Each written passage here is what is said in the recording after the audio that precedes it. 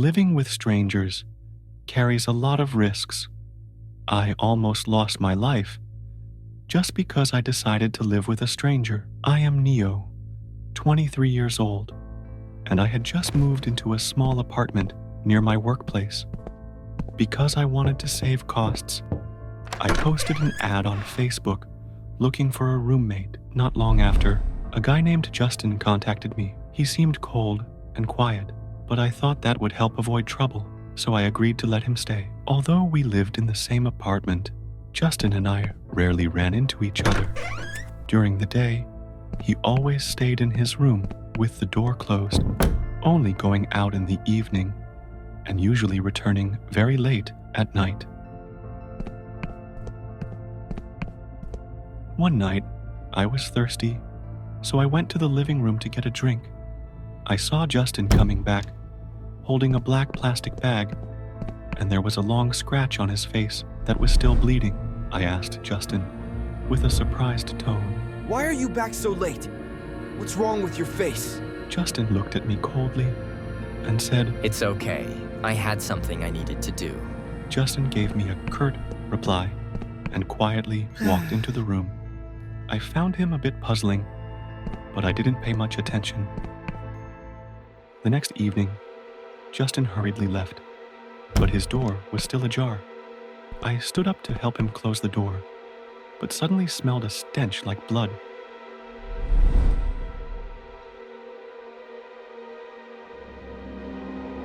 I curiously pushed the door open and stepped inside. The room was pitch dark.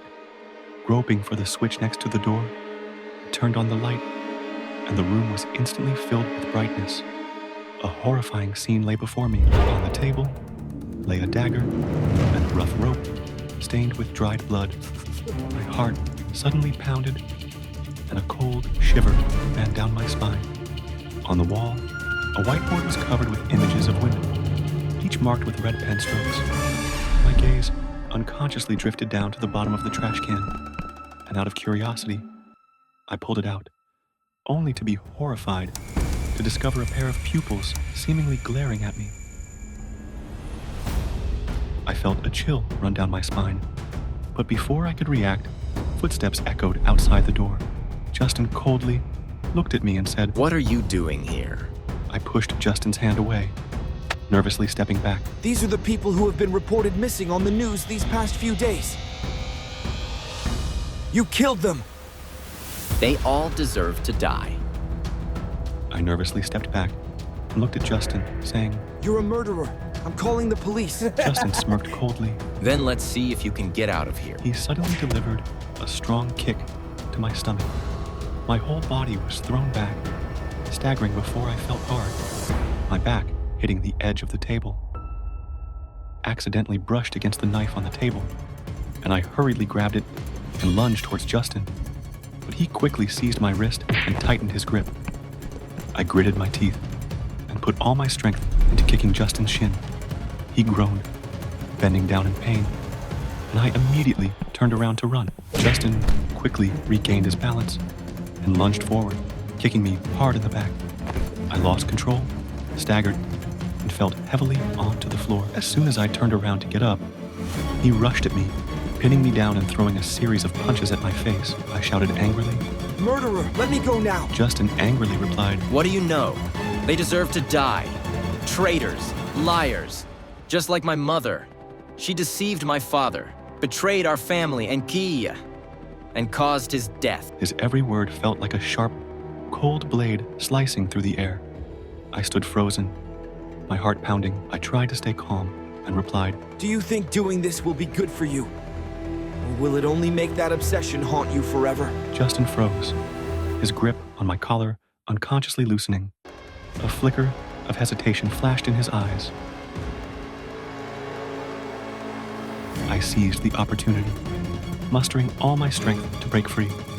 I shoved him aside, desperately trying to escape his grasp, but Justin quickly caught on to my intention. He reached out and grabbed my ankle, sending a sharp pain shooting through my calf. Horrified, I realized that the blade in his hand had pierced deep into my flesh. A searing pain spread through my body, forcing me to collapse Justin glared at me and said through gritted teeth, I didn't want to kill you, but you already know too much. He tightened his grip on the knife, slowly stepping toward me. My heart clenched, and my breath grew unsteady. I looked at him in fear and pleaded, Justin, stop before it's too late. Justin looked at me with disappointment and said, I can't turn back anymore. Just as the blade was mere inches from me, the door suddenly burst open. Police stormed in, their guns aimed directly at Justin. A police officer aimed his gun and shouted, Drop the weapon! Hands up now! The police rushed in, handcuffing Justin before dragging him out of the apartment. His face was pale, and his empty eyes glanced over me one last time. My breath was still unsteady, my heart pounding wildly in my chest. Just a few seconds later, and I might not have existed in this world anymore. Everything had finally come to an end, but my heart still felt heavy. It was like a nightmare I couldn't escape from.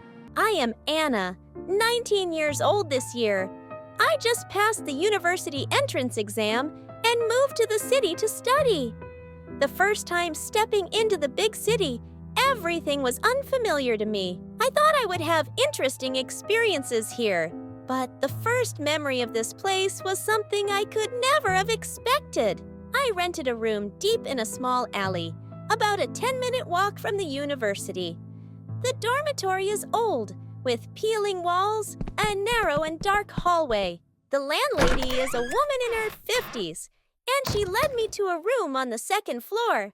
At the end of the hallway, the small room appears before me with a simple wooden bed against the wall, an old study table, and a small window overlooking the hallway. This room is a bit old, but very clean and quiet. What do you think? I think it's quite nice. May I ask, is anyone staying in the room across the hall? That room is empty. No one has stayed there yet. You clean the room, and if you need anything, just call me, okay? I quickly tidied up the room, and once I was done, it was already dark outside. The dormitory was very quiet at night, and I could hardly hear the bustling traffic on the street.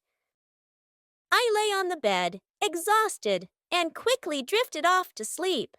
I vaguely heard footsteps in the hallway. Perhaps someone had just returned to their room, so I didn't pay much attention and continued to sleep.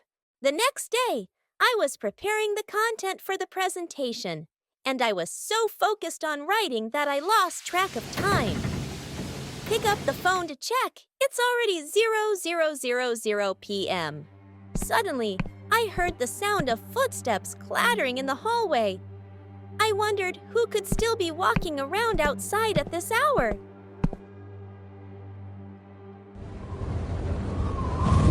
I looked out the window, but the corridor was quiet and empty. A chill ran down my spine. I quickly shut the window and rushed to bed. In the middle of the night, I was awakened by the sound of children playing, and there were whispers of people talking, but I couldn't hear what they were saying. Those sounds seemed to be right outside my room. Is anyone there? I called out, but all I received was an invisible silence, a chilling atmosphere enveloping the entire room. I fearfully turned to look out the window. Suddenly, I saw a shadow standing outside the window, a hazy silhouette. Only part of the face could be seen staring at her. The next morning, I decided to tell the landlady about my experiences over the past few days. It could just be the sound of a cat. There are a lot of homeless cats in this region at night. Why didn't you tell me from the beginning? You must be so exhausted that you're only having nightmares. I wanted to leave this place, but finding affordable accommodation in the city was difficult. If I were to move out now, I wouldn't know where to go. If those sounds stopped completely, I thought I might be able to stay a little longer. A few days later, I no longer heard those strange sounds. Perhaps the landlady did something to keep them from bothering me. If those sounds completely disappear, I think I could stay here a bit longer. At midnight, I suddenly heard a knock on the door. I got up, stepped outside, and opened it, but no one was there. As I looked around, I noticed a man standing motionless not far away, his back turned to me. A chill ran down my spine as I slowly walked towards the man and called out, "Is anyone there?" Get out of here. You are not allowed to stay here. "Why am I not allowed to be here? Who are you?" The man slowly turned around, the light from the bulb revealing a gruesome, bloodied face, an image I could never forget. Seeing that image, I screamed in fear. But looking around, it was the familiar room again. It turns out everything was just a dream. Suddenly, a knocking sound echoed. I didn't know who was knocking on my door in the middle of the night like that. I began to fear and secretly thought, could it be them? The people in the room opposite? Who is it? Who's out there? The knocking continued to grow louder, as if the person outside was about to break the door down. I was terrified, staring at the door without daring to breathe heavily. Get out of here. Get out of here. I knew that if I stayed, even more terrifying things awaited me. When I woke up, it was already bright outside, and the door was still tightly shut as if nothing had happened. I quickly took everything I had and left this horrible house. I had a feeling that if I stayed any longer, even more terrifying things would await me. The man and that room remain a mystery to me. But after everything that has happened, I no longer dare to return to that boarding house again. After 5 years as a delivery worker, I never thought a single order could cost me my life. That night, close to midnight, I received an order for 2 servings of chicken rice. The delivery address was a house on the outskirts of the city. Even though I had a bad feeling about it, I had not received a single order all day, so I gritted my teeth and accepted it. When I arrived, I saw an old, desolate house standing alone in the middle of the woods. A cold gust of wind blew against me, sending shivers down my spine. I knocked on the door, but no one answered, so I took out my phone and called the customer. The door is unlocked. Bring it inside. I hesitated, but pushed the door open. The musty smell immediately filled my nose, making me grimace. The air inside was cold, as if no one had lived there for a long time. I have your delivery. Is anyone here? At that moment, the sound of a knife chopping down on wood, thick, heavy, and sharp, resounded from a room inside. I jumped, my heart pounding. Carefully, I tiptoed toward the door, and the scene before me made my stomach churn. A man was chopping a human arm. On the table, severed body parts were laid out in pieces. I screamed in terror. The thick, metallic scent of blood choked my throat, and I collapsed onto the floor. You harmed someone. I have to call the police. Stay and help me, or I'll put you on this table next. My entire body froze at his words. Fear forced me to turn back and help him pack the body parts into black bags. Each time my hands touched the cold, lifeless flesh, it felt as if thousands of insects were crawling over my skin. After we finished cleaning up, he ordered me to dispose of the black bags. Trembling, I carried them to a deserted riverside, tossing each one into the water before hurrying away. But as soon as I turned around, the man was already behind me, gripping a knife tightly, his cold eyes staring into mine. You did well, but you still have to die. I did everything you asked. Please let me go. Let you go? You've seen everything. You can't live. I promise I won't tell anyone. Just let me go. The only way to keep a secret is to take it to the grave. With that, he lunged at me. I dodged just in time, the blade grazing my arm and burning my skin. Enraged, he raised the knife again, his grip tightening as he thrust forward. On reflex, I grabbed his wrist, stopping the blade just inches from my face. His strength was terrifying. I used all my force to shove him back, making him stumble. Seizing the moment, I grabbed a rock from the ground and hurled it at his head. He cried out in pain, clutching his head as he staggered. I sprinted to my car, speeding away as I called the police. But by the time they arrived, the man had disappeared without a trace. A few days later, I returned home only to be greeted by a horrifying sight. A bloodied human arm lay in the middle of my floor. On the wall, a message was scrawled in dark red blood. You will have to disappear. Did you really think you could escape me? I spun around, locking eyes with the man. He aimed a gun at my head. Please, I'll give you anything you want. I want your life. In that instant, I grabbed his wrist, struggling to wrestle the gun upward. A gunshot rang out. The bullet struck the ceiling, sending dust falling around us. I jolted, loosening my grip, and he kicked my stomach hard, sending me crashing to the floor. I tried to push myself up, but before I could, his heavy foot slammed down onto my chest, pinning me against the cold tiles. Don't waste your strength. You won't escape.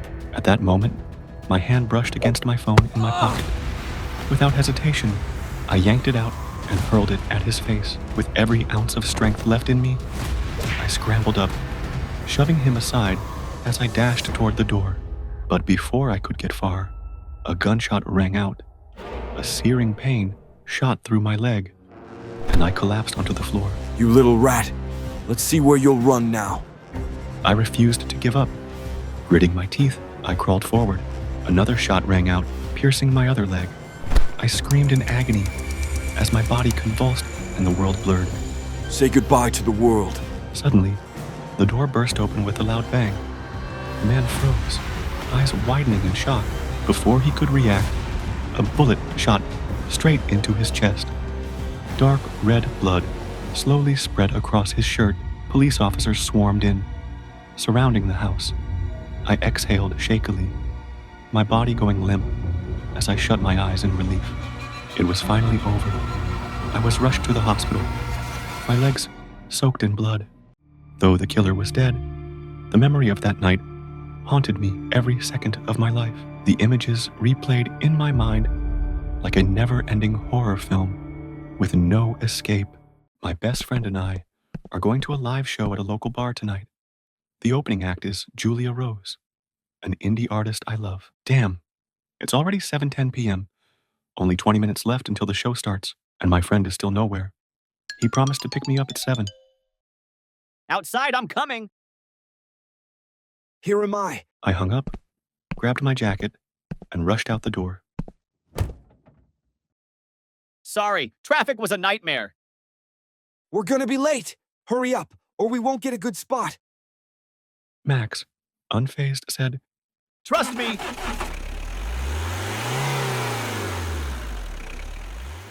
The bar was packed tonight. We weaved our way through the crowd, searching for a spot. The music started playing. Julia Rose was on stage, and I was completely captivated by her sweet, enchanting voice.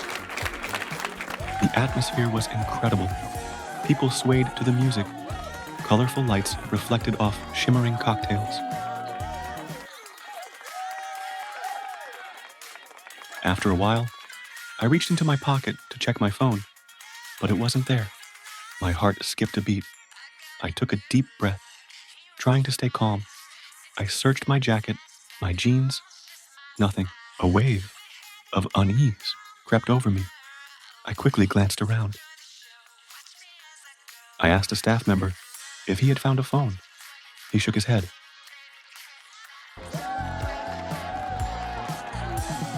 I ran to the restroom, pushing open every stall door. Nothing.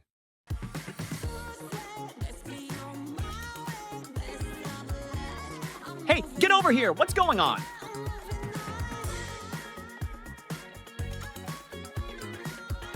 Out of options, I borrowed Max's phone and dialed my number. The call rang twice. I held onto a sliver of hope. Maybe someone would pick it up and return it. But when the call connected, instead of a voice, I heard a strange, low and eerie bip. The call was cut off. I tried calling again. This time, no one answered. The ringing continued until it stopped on its own, I kept trying, but it was the same every time. The unease inside me turned into a deep, creeping dread. Someone had my phone, and they had no intention of giving it back. After multiple failed attempts, I finally gave up and went home, feeling restless and uneasy. It was late. The streets were eerily empty. As soon as I stepped into my bedroom, ready to collapse onto my bed, I froze. My phone was sitting neatly on my bedside table. That's impossible. Besides me, there'd be someone else in this room.